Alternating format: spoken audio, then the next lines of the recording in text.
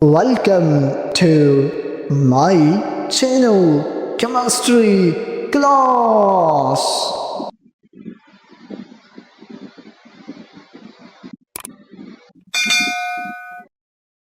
I hope you are doing well. So, in the previous lecture, we discussed biochemistry introductions.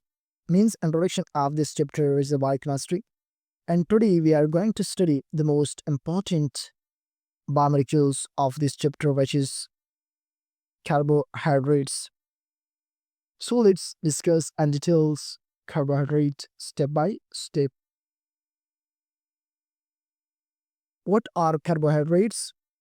Carbohydrates are organic compounds which contain carbon, hydrogen, and oxygen. The general formula of carbohydrates is CxH2O That's why carbohydrates are sometimes called hydrates of carbon.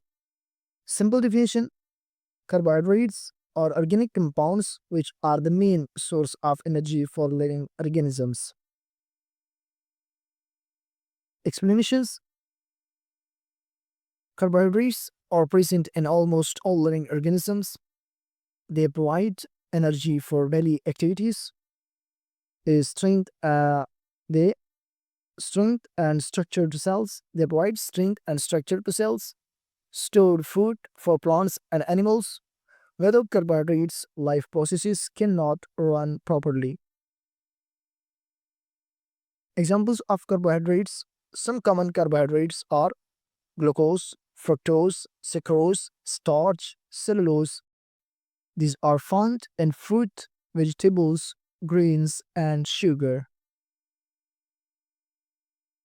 Sources of carbohydrates: carbohydrates are mainly produced in plants through the process of photosynthesis.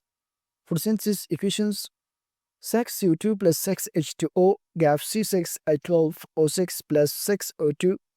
Glucose is formed.